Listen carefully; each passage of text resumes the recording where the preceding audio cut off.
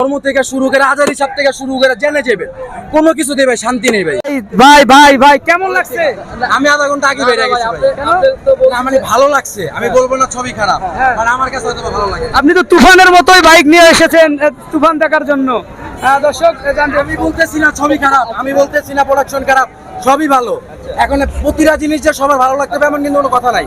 আপনি যদি এই শার্টটা যদি সবারই ভালো লাগতো তাহলে কিন্তু এত রিটেনের শার্ট বের হইতো না, প্রডিউসার কিন্তু এত ছবি বের করতো না। কারো ভালো লাগে কারো ভালো লাগে না, এটা বুঝে নিতে হবে ভাই। আমার কাছে ভালো লাগে না, এটা আমার পার্সোনাল এখতিয়ার। এখন আমার কাছে ভালো লাগে না বিদেশি ছবি খারাপ তা কিন্তু মোটেও না, ছবি ভালো, বাট আমার কাছে ভালো লাগে না। কোনো দৃশ্যই ভালো লাগে না ভাই? না না, অনেকগুলো সিন ছিল ভালো, বাট কি একটা ছোট একটা বিষয়ে অনেক বেশি পেঁচায় ফেলছে ভাই। মানে একটা সিম্পল কাহিনীর এত পেঁচানোর কিছু নাই। ছবির ভিতরে ইমপ্রুভ করতে হবে কোন জিনিসটা ভাই? ভাই ইমপ্রুভ কি ভাই, বাংলাদেশি ইমপ্রুভমেন্ট বলতে কি, মানে একটা ছবি দেখাইতেছে বাংলাদেশি ইন্ডাস্ট্রিজ এরিয়ার যে ছবির যে কোয়ালিটি, তারা তাদের কোয়ালিটি তাদের ছবিতেই পৌঁছাইতেছে ভাই, মানে নিজেরটা নিজেই পৌঁছাইতেছে ভাই। এর চেয়ে বেশি লজ্জাজনক আর কোনো কথা হইতে পারে না ভাই। কি করা উচিত তাহলে ভাই কি করা উচিত ভাই, আমি একটা ছোট মানুষ ভাই, আমার চেয়ে ভালো জ্ঞান আছে ভাই মানুষের। না আপনার ধারণা মতো আদারওয়াইজ না ভাই, আপনারা প্রেস, আপনারা সারাদিন আছেন, আর আপনারা একটা কথা বলেন, আপনাদের রিভিউ কি মনে হয় এই যে যারা রিভিউ দিতেছে বা আমি যে রিভিউ দিতেছি, এই রিভিউতে কোনো প্রকার কোনো ইফেক্ট পড়বে ছবিতে? কোনো ইফেক্টই পড়বে না ভাই। যাদের দেখার, যারা সিনেমা যারা পছন্দ করে, ছবি ভালো হোক খারাপ হোক তারা দেখবেই, তারা আসবেই।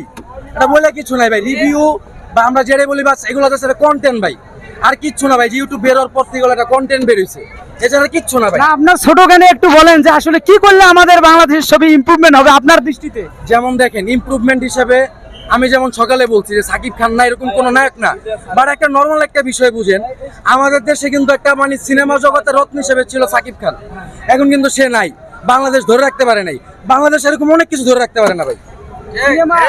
আপনার কি মনে হয় সামনে?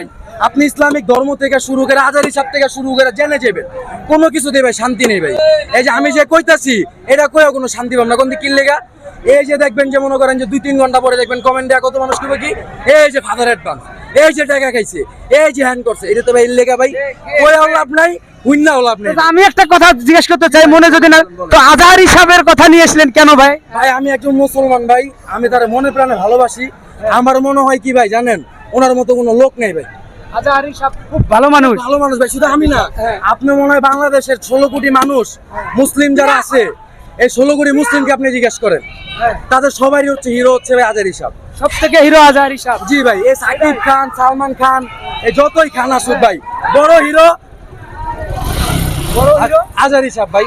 আজহারি সাহেবের জন্য কিছু বলার থাকলে বলতে ভাই পারেন। আমি কি বলবো ভাই, আমি তো আগেই বলছি আমি একটা ছোট মানুষ ভাই, আমার ছোট মস্তিষ্কে যা, আজহারি সাহেবরে ভালোবাসেন খুব। আমি প্রচুর ভালোবাসি ভাই, আমি ডাই হার্ট ফ্রেন্ড তার, আমি তার ডাই হার্ট ফ্রেন্ড।